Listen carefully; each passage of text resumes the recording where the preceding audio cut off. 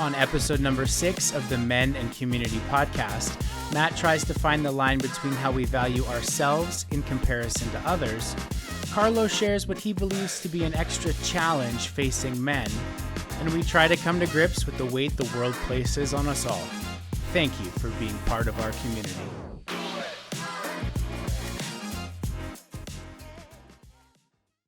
All right. Hello, everybody. Welcome. This is episode 6 of the MAC podcast, Men and Community. Matt and Carlo, we're so happy to be here with you for another episode. Carlo, how are you doing today?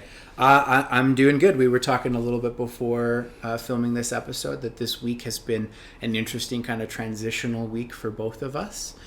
So we're coming into this episode not excited to do it, but at a kind of a cool, kind of calm, collected vibe is the energy that's in the room right now, I think. So I was trying to count the knots. I'm not sure how many knots. Hey, as long as it was an odd or even number, you know I got it right. But I don't know how many that was. Nobody counted. Nobody counted. This will be a great mystery of the podcast. Beautiful. All right. Well, let's get right into it. Let's start with our cards here. I will draw the first one. Okay. Would you rather have more friends or be closer to the friends you already have? Ooh. That's a good one. I'm going to go ahead and say more friends. More friends. Because I believe that friendships all have kind of different levels to them. Right? So there's going to be some of those friendships that you are very, very close with, like you and I is a great example. And then there's some of those friendships that are a little bit more distant, and you get lots of things from those varying levels. But often we get kind of settled into the friendships that we do have, and we don't go out exploring those new ones. Yeah. And I think that sometimes that can leave you needing or wanting more than you are getting. Right? So sometimes you might meet a new person and then just instantly click with them. And that's amazing because it just opens up a whole new world for you. So I would say more friends so that I could continue to find those ones that I can get really close to and that we can, grow in some really cool and intriguing ways that I'm not already exposed to. Yeah, I completely agree. I would say the same. I think more friends. For one thing, I'm very, very blessed to have yourself and a cohort of very, very close friends. And I'm thinking about it like, I don't know how we could be closer. Sure. It's going to take us down a whole different path. Anyway, suffice to say, I just don't know how we could be much closer. This really tight cohort that I'm really, really blessed to have. And so to me, for the same reasons that you said, it would be valuable to have more friends. Also, I'm just such a firm believer that the more people you can introduce into your life, the more perspectives and ideas. And, when we talk about the lenses through which we see the world, we only understand more by introducing more perspectives, more ways of seeing and thinking and knowing. And more people is the easiest way to achieve that. Yeah, but I think to get the more people in the way that you're talking about that will expose you to other lenses, you have to be willing to look outside of some people that you might normally gravitate towards. Right? Because I know a lot of people that have friends that they all agree on the same political issues, they all agree on the same lifestyle, they all agree on this. So it's cool, and I'm glad that you have those friends and you need those kind of friends, but also that's not really exposing you to new. Yeah. So I get that everybody's on different stages of their lives and sometimes you don't want to be exposed to that new, but I don't think you can truly grow if you're not. So totally I think that's a great point, but you got to be willing to open up to that as well. Totally agree. Right? Cool. All right. My card. Is it going to be something weird this week? Oh. Have you ever drunk dialed someone? Well, it's really funny because I drunk dialed you this past weekend. Oh, yeah. Okay, so for a little bit of backstory, it's 1 in the morning, 12:30, 1 in the morning. I'm in bed, and my phone starts to ring, and it's our friend Terry. Now, Terry may or may not believe me, but I have this rule. If someone calls me, and it's like a really late hour, or I'm in a meeting or something, and I'm unable to pick it up, I won't answer it. But if they call me again, I deem it as an emergency and I will pick up. I will leave the meeting, I will get out of bed, and I will pick up. And it may or may not be an emergency, but that's just in case. So it was Terry who called me. I didn't answer. And then I phoned because Terry and I were having a bet of whether or not you would pick up the phone and for which one of us. And so, you picking up my phone call was just very insulting to Terry and validating to me, and not having realized that this rule of yours was in place, which very sensible, and I will not take advantage of it again, I promise. So yeah, that was the last time I drunk dialed, and it was a week ago today. Okay, well, congratulations. No drunk dialing. I've always had very good self-control even when I'm inebriated, so no drunk dialing. But I do the drunk texting of people that I wish were there. Nice. Yep. Right? So I'll be like, oh man, buddy, I was just thinking about you. We're having a great time. Wish you were here with us, right? Or if I'm, dating a girl, how come you're not here out with us? Trying to get a little flirty, right? So no drunk dialing, drunk texting, but responsibly. And then there's at least a paper trail, right? So at least you can backtrack and be like, okay, well, good, bad, or otherwise, at least I know what I said last night, as opposed to the phone calls when you have to be like, well, that lasted 6 minutes and I don't remember. Yeah. And the fun thing I think about the texting is that you can see how you devolved over the night, and your grammar and your spelling got worse and worse. Yeah, it's beautiful. Until eventually the night ends with, I have no idea what you said. Please tell me you got home safe. Yep. From the other party. That's exactly right. Yeah. That's exactly right.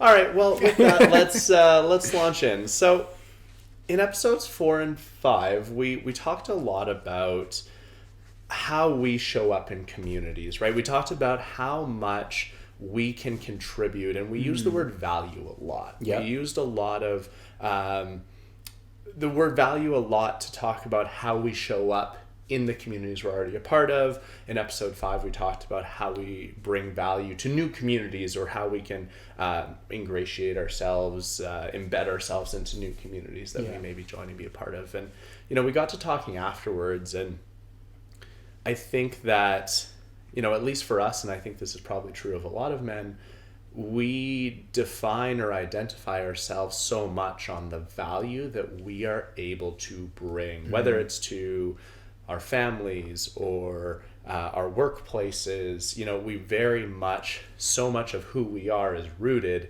in what we consider to be this value proposition. So as we were kind of reflecting on the last 2 episodes, it really occurred to us, this is a big challenge that we face. How do we balance how we identify ourselves as human beings versus identifying ourselves through the value that we're expected, committed, obligated to bring to the world around us? Yeah, and I'm going to add another layer to that. And again, prefacing this with the idea that this is the Men and Community podcast, and it is from the lens of men.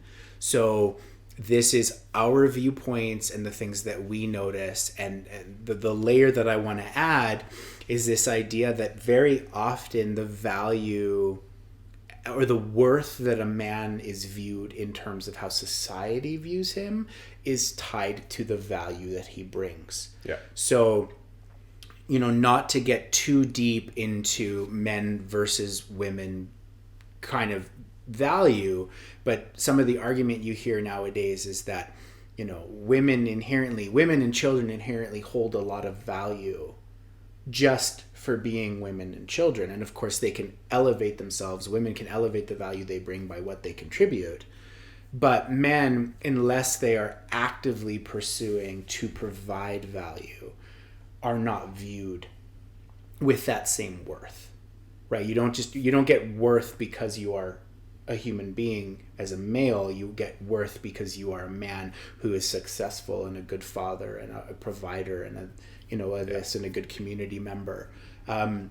So that's just kind of the extra layer, is that how do we separate ourselves, our own worth and our own self-confidence outside of this idea of both the value that we bring and the value that we are perceived by. Yeah.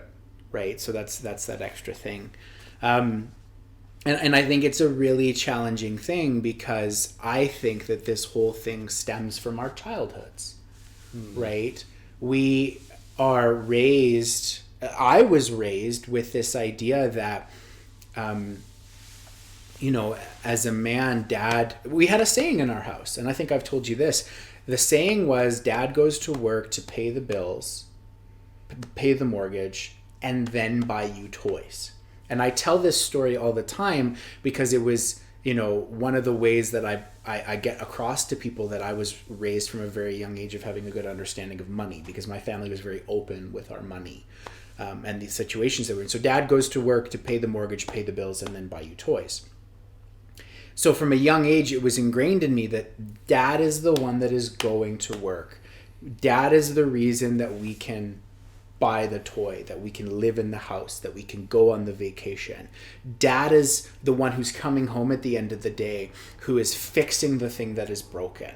There was a lot of wait until your father gets home, both in a disciplinary way, but also in a wait until your dad gets home, he will help us fix this. Right? So my mom had this amazing way of bringing her own value while she was at home, but because the value for my dad was wait until he can come and give you this, it was labeled as he's the only one that can. Interesting. Right? So growing up, all of that responsibility of being the one that goes out into the world and brings home the bacon, being the one that has the skill set to fix the thing when it's broken, fell upon the shoulders of what I identify as a man and the value I bring. It's really, really interesting to hear you say that, and then to have myself have a chance to reflect on that, because I grew up with a single mom. Yeah. And so that was a very different experience, although the narratives were similar. And I think for me, growing up for the majority of my childhood with a single mother, when those things happened, when there was the leaky faucet or the electrical problem or whatever the case may be, it was calling my grandpa. And so my grandpa was always the first one to come over, and then he would, enlist me, and then we would do the things together. And, it got to a certain point, depending on the job, where if I was comfortable with it, no longer would grandpa necessarily need to come over, but instead I would just go to grandpa's house, get the tools that I needed to come home and then do the thing. And, it's interesting, that narrative of, this is the role. But for me, it was, I feel like almost I had to grow up faster because I was a son with a single mother, because a lot of that expectation, as soon as I knew how to do a thing, because, I'm very, very thankful my grandpa was able to teach me how to do a whole lot of things, whether it's using a wood lathe or plumbing or electrical or landscaping, yard work, you name it. And so I was able to use that, but I think I felt that pressure, that obligation earlier. Different, but the same narrative that you're talking Well, to. and I also think that the juxtaposition is interesting because you're an only child. Yes. And I'm the oldest of three, with a younger sister and then a younger brother. So you felt that pressure of, it is your responsibility to take care of the things that you could have, because you were really the only one that could outside of your grandpa. Where I felt that pressure of, once I was able to start doing those things, I had to do them for my mother and my siblings until dad got home. Right? So, and I think what's really intriguing about this is that this really brings itself back to the idea of the differences in men that grow up without a father figure. Now, I'm not saying that you grew up without a father figure. That's obviously not true. You have a good relationship with your dad. But it's a different story when you are raised without that man coming home every day, right? To be the, the pillar. Yeah. Right. Because that's how it was. And I was talking about this earlier today, but my mom made a lot of decisions in the household, but the final act of it was not done until Dad gave the okay. Right. So she'd be like, I want to do this. This is the project. This is the thing I want to buy. This is the vacation I want to go on. This is how I want to discipline the kids. But Dad said, yes, I agree. Cool. Now we will do it. Right. So yeah, from a young age, it is instilled in us, I think, that it is our responsibility to provide that value and have that sense of caregiving.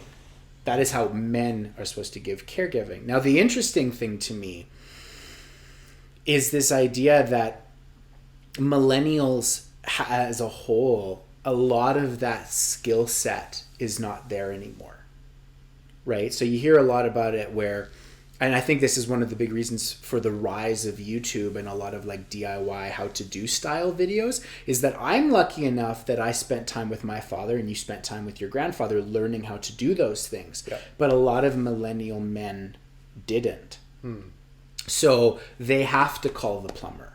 They have to take the car to the mechanic because they don't know how to do them, either because they were never taught or they didn't have that father figure or even the mother figure to teach them how to do those things.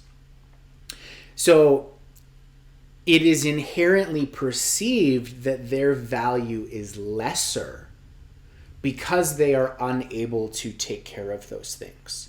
And I remember I was dating a girl at one point, and she was having problems with her car, and the problems that she was having were so drastic that I didn't know how to fix them.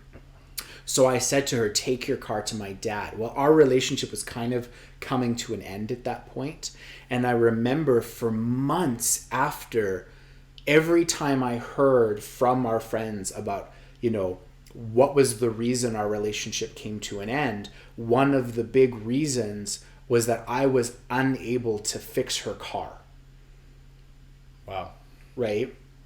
Now, I'm sorry that 18-year-old Carlo didn't know how to fix a blown head gasket. Do I know how to do that now? Maybe. In my car, sure, but not, in the car that she drove, right? Yeah. So, but it was that my value diminished because I could not help her solve this problem, right? So kind of swinging back around, like these are a lot of reasons that our value to us as men is so crucial in how we think about ourselves. Because you better believe the first time I heard that diminished my own self-worth in my eyes. Like, yeah, I should have been able to do that for her, and I didn't know how. Yeah. Right? Yeah, it's strange how in that way, that story that you're telling, and I've heard that from other friends, similar stories. It's interesting how it seems like we don't necessarily get to decide, what our value is. Mm-hmm. It's almost as if we don't get to decide. And even if we did get to decide, so, we obviously have very, very great ability to choose the careers that we're a part of, the people that we put around us. But then this sense of obligation, this sense of duty just comes on so strong. And so, even if it's not as active of a case as you're describing, where, your inability to do something ultimately led to someone ending a relationship with you, that feeling of obligation carries that same weight. Yeah. Right. And I'll never forget this quote that you told me, and I don't remember where you got it from. I don't think it's one of your quotes, and if it is, then feel free to take credit. But I remember you're the one telling me this, and it's stuck with me for years now. And the quote goes something like, I carry all this weight, I carry all this burden because I know that I have the shoulders wide enough to carry it. And that sticks with me every time that I'm going through something hard, I'm trying to do something difficult. And it's not just because, I think on some level we're projecting what other people expect of us. Yeah. Because we're now self-imposing the obligations that we feel, the weight that we feel. I've been feeling this a lot in the last several months of there are people at work, at home, my parents, grandparents, that expect these things of me, that at different levels of feeling good, not feeling good, based on my perceived ability to be carrying out these things that I think are expected of me. And that places huge pressure on me. And ultimately, which is where we want to get to chatting about here in a few minutes, is like what determines how well I'm feeling. It has such a bearing on my mental health from minute to minute, hour to hour, day to day, week to week. Is, do I feel like I am living up to all of the weight that I've self-imposed on my own shoulders? Yeah. Yes. And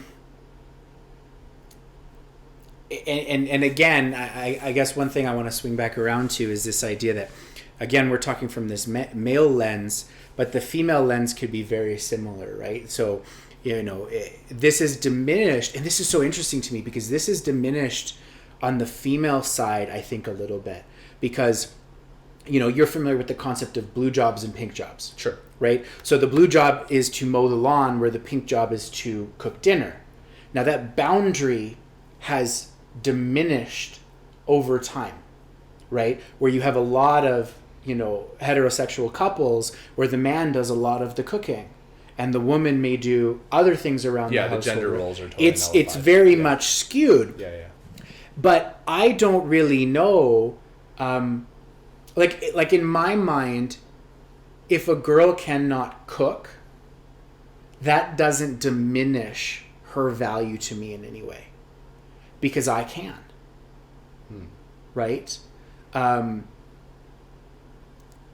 So, maybe a topic for another episode from a female lens would be, what is something that if a man can't do, but you can, does that still diminish their value? See, that's interesting though, but okay, now flip that the other way. If you were to say that you were in a relationship with somebody who was, I'm trying to pick something that you're not great at and nothing's coming to mind.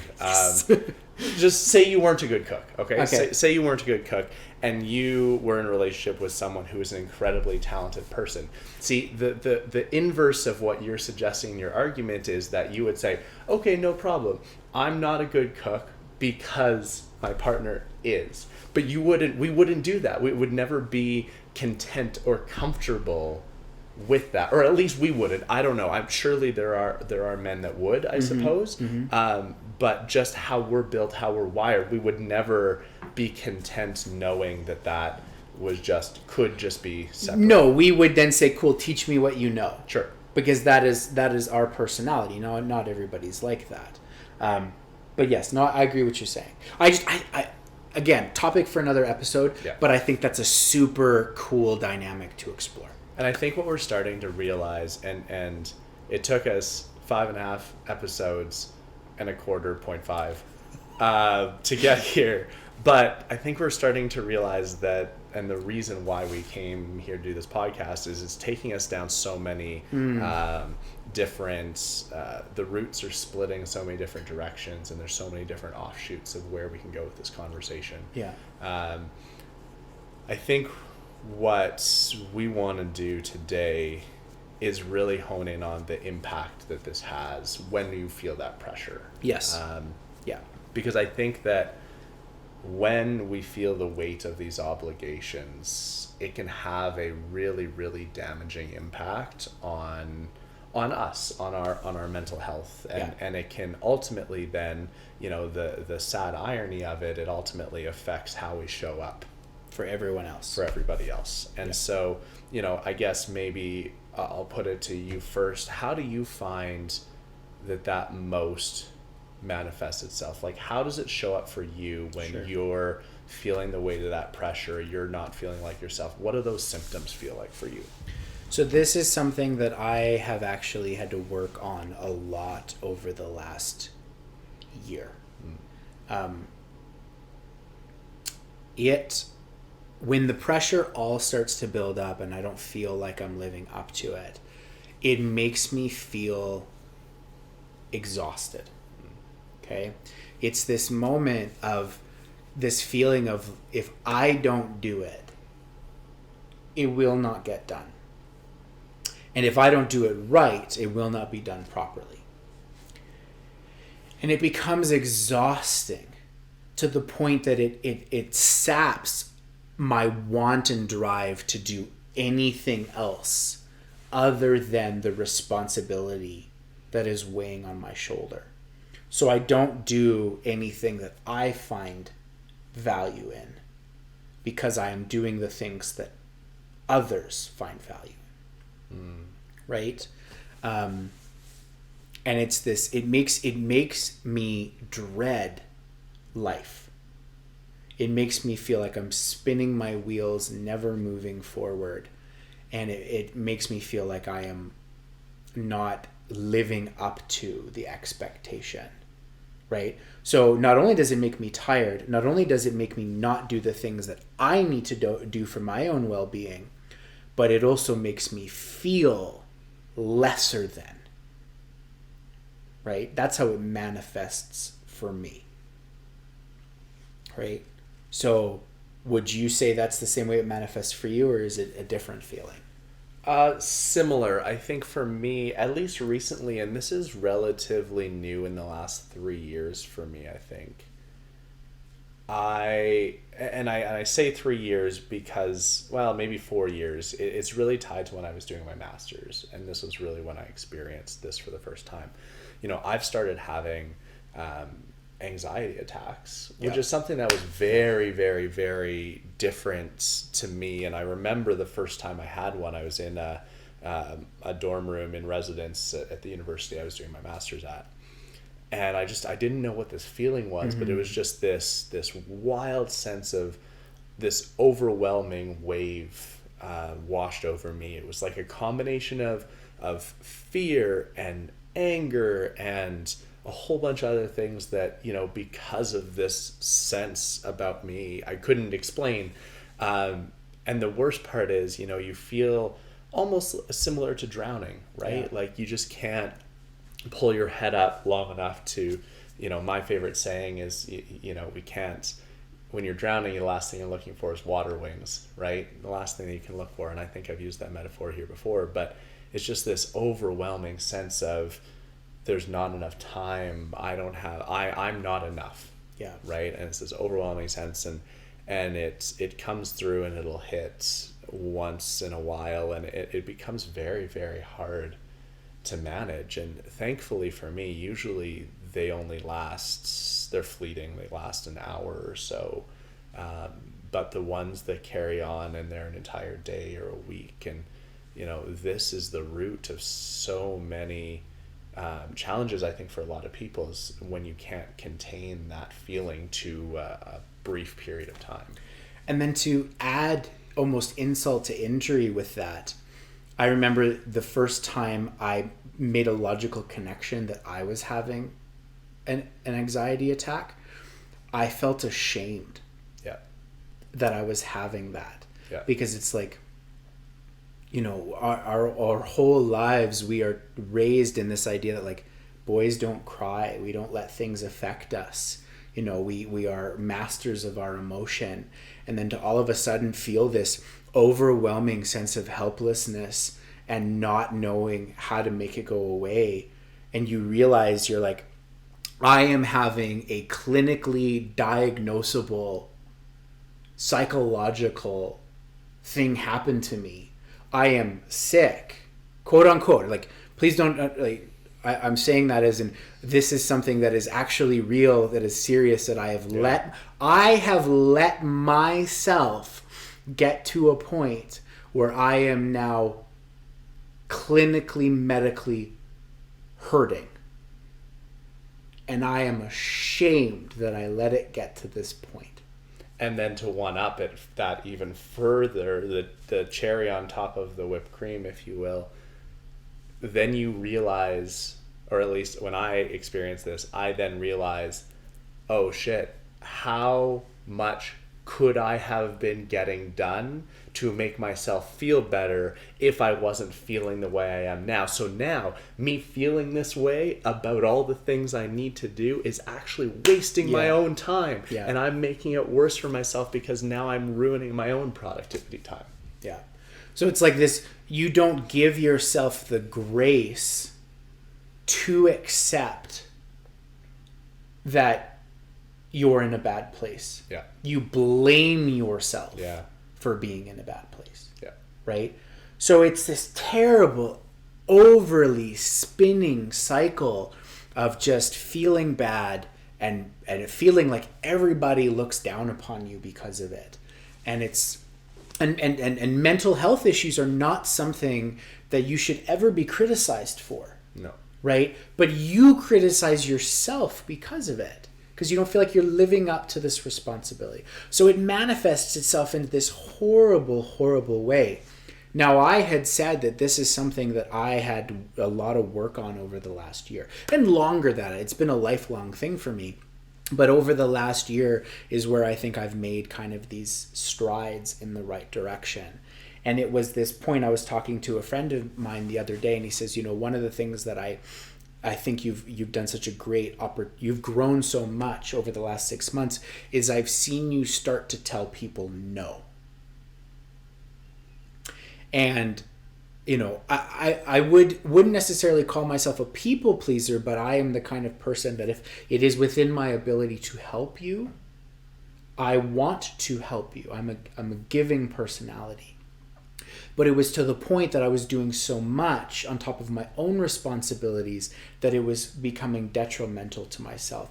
And I had to take that point and I had to start saying no. And it came back to that value proposition of, by me being of assistance to you, I'm giving you value, but what am I getting in return from it? Right? So sometimes doing something for somebody gives you, you know, value in the way that you just felt good helping them that way.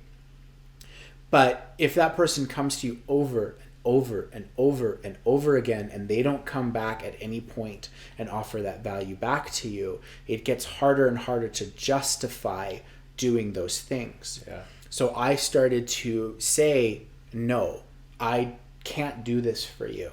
I've done it enough times. I've shown you how to do it. You can do it. Yeah. Right?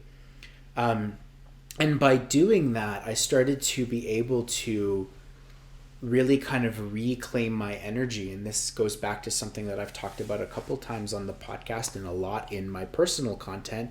And it's this idea that you have a finite amount of energy available. Yeah. And you can't give it all away to other people because then there will be nothing left for you. Right? So that to me, that saying no and staying true to being of service to myself and the people that return that energy from time to time really helped reduce a lot of that manifestation of not, you know, of creating that separation between, you know, what I felt the world expected of me and what I expected of myself. Yeah. And really what you're talking about, it's a type of fatigue. Yeah. Right. And you see this a lot in what I would call people helping professions, mm-hmm. things like teaching and nursing. You experience just this repetitive, you know, you think of it as secondary trauma, right? You're taking on so much of other people's weight that eventually you get to the point where you can't handle it anymore, and you have to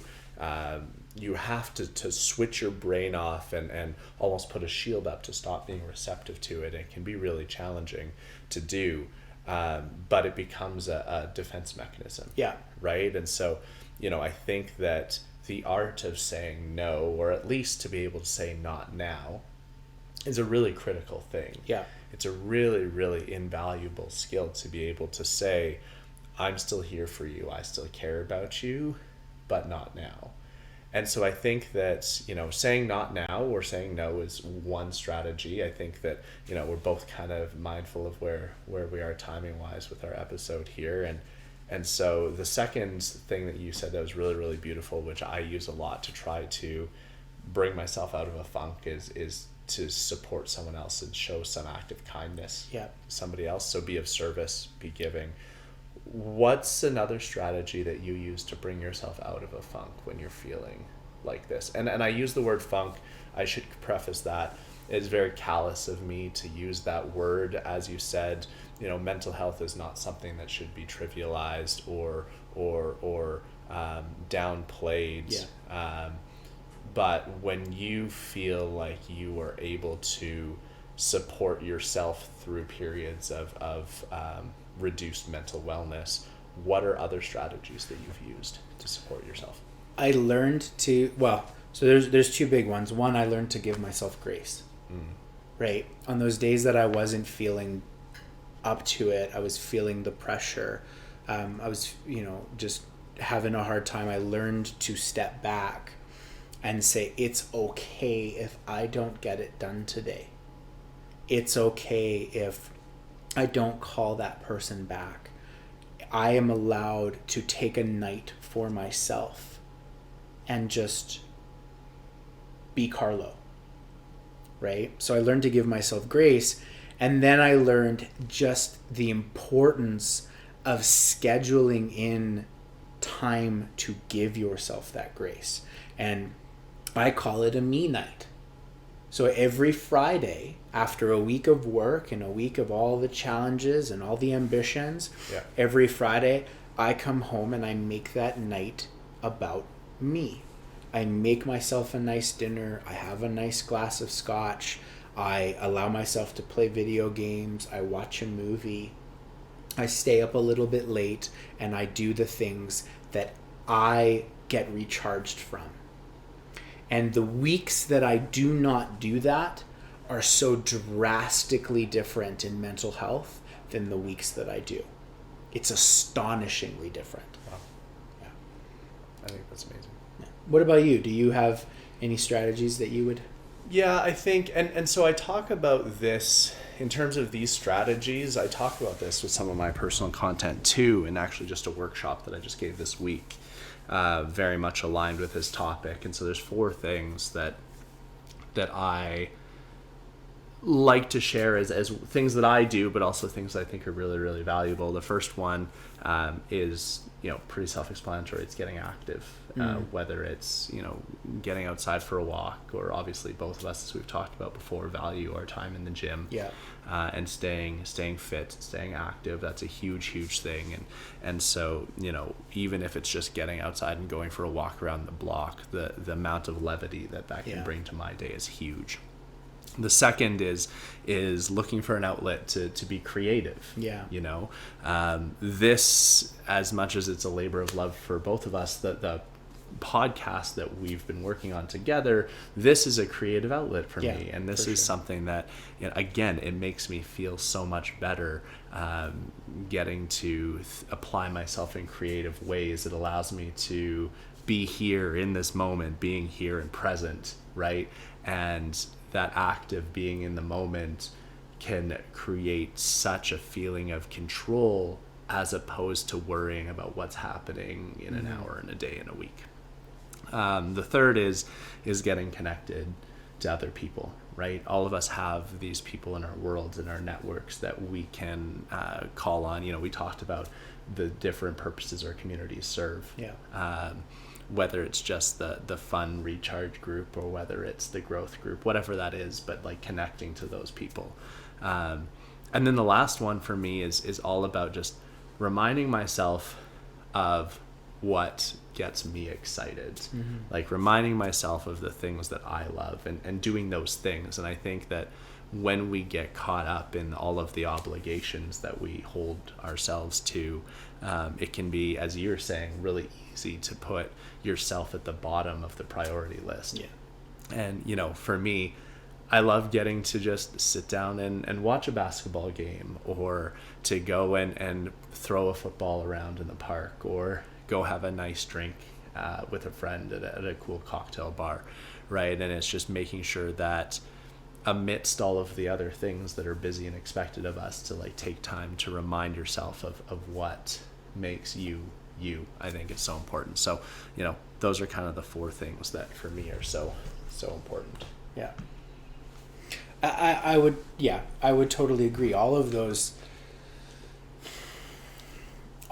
things are almost essential, right? And what's cool is that you go down this journey of understanding the requirements to have good mental health, and you start to realize that those are all active pursuits. Yeah. Right? Like once you step into this idea that you want to actively have good mental health, you start to find time in your day to do those things, to do the things that are going to allow you to stay centered and feel good on a day-to-day basis. So I guess that's another part of this, is that you need to make the active decision that you want to be mentally healthy, so that you can actively try to do the things that you need to do, right? And I think that I agree. I think it's also important for us to contextualize that some people, depending on your state of mental wellness, aren't able to consciously make that decision. For sure. And so, we are lucky enough that in spite of going through some serious things in our life to certain degrees, that by and large we are healthy, we are well. And so by no means do we want to diminish the experiences of anybody who's going through some significant mental health challenges. And just one more time, we've done it in previous episodes, but if you're there are resources around you, and if you need the support of professional resources to support your mental health, they're out there. And as much as we're here to support all of you, and that is not our expertise. Neither of us have that clinical experience. So these are very much strategies for when you are feeling not like yourself, not feeling well. But if these strategies aren't working, then you need to look into other resources. Yeah. Well, it was like I said, there was that moment of realizing I was having an anxiety attack. Yeah. But those moments of anxiety attack happened many times prior to that realization. Yeah. Right? So, you hopefully will one day reach a point that you can become actively aware of your mental health, but many people have not hit that point yet. Yeah. So always be aware that there's people out there and there's services out there that can help you. So let's bring it back. What's your big takeaway from today? What is the one thing that you want everybody to leave this episode knowing or feeling? Yeah, feeling is that you're not alone in feeling the way that you feel sometimes. Yeah. Your self-worth is not tied in any way to how the world perceives you. Your self-worth is how you perceive yourself. And the big takeaway, the big action step I want people to have is that find the thing that recharges you, that gives you a sense of worth and value, and schedule the time for yourself to do it. Yeah. Right. What about you? Yeah, I think for me, it's all of us included, need to get better at understanding the difference between what people expect of us and what we think others expect of us, and therefore expect of ourselves. And this is something that I know I can be better at, because I put more pressure than I need to on myself to accomplish certain things. And so I would love for everyone to be able to better separate those things for you, and understand what are things that you're imposing on yourself that might be preventing you from scheduling the time for your own wellness. Because you need to take that time, and if you're somebody that enjoys a cocktail now and again, maybe find someone fun to drunk dial, or you have that second cocktail and go make a friend that you didn't have yesterday, and just to bring it back. But that's what I would say. All right. I think we're going to bring this episode to a conclusion. Of course, this is another topic that we could endlessly talk about and unpack, and we will in future episodes, I'm sure. But in the interest of time, I think we're going to bring it to an end here. And as per usual, we're going to end it with the things that we value in each other and appreciate in each other. And for me today, what I value is that when I walked in your house, you stopped, you put everything down, and you gave me a big hug. And the hug was of great value to me, but it's the fact that you value me and our friendship enough to express that in such a wholehearted, genuine way. Like it's not a half side hug, it's a full hug, and hey, I'm so happy to see you, I missed you, it's been too long. So I appreciate that connection that we have, and I appreciate that you understand how important portraying that is to me in the relationships you hold. Thank you. I'd say what I'm feeling really grateful for you today is when you arrived, we expressed that it's been a long week, and full disclosure, we weren't sure if we were going to record anything today, but as soon as we turned on the microphone, turned on the camera, I could feel you start to get more excited, more energized, and I just so admire how when it's something that's meaningful to you, whether it's something or someone that's meaningful for you, you're going to show up, and you're going to find a way to be supportive and be there and to do the thing and do it so beautifully. Well, thank you. All right, everyone. Thank you so much for joining us for this episode of the Men in Community podcast. As always, it's always amazing to have you around. If you found value in today's episode, we ask that you please share that value with other people. We do this for ourselves. It doesn't matter to us, like we've said before, if it's 10 people or 100,000 people that listen, but we obviously want more people to listen and more people to see our videos, right? Because we are trying to provide that value to the world, and we want them to. So please share it with people. Some of you have contacted us with some of your feedback, and it's been amazing. I've shared some of this feedback with you. Thank you for doing that. We encourage you to continue to do it. And if you could take the time to go onto your podcast platform, onto YouTube, however you found us, and leave us a rating and review, it helps us get to more people. And as always, if you have something to say, a comment, a question, please contact us on our social medias, and we'll answer. Guarantee it. Yeah, absolutely. You can find us on all these platforms at Men and Community, all spelled out, no punctuation, lowercase, the whole thing. And yeah, can't wait to see you in episode 7. Thanks, everyone.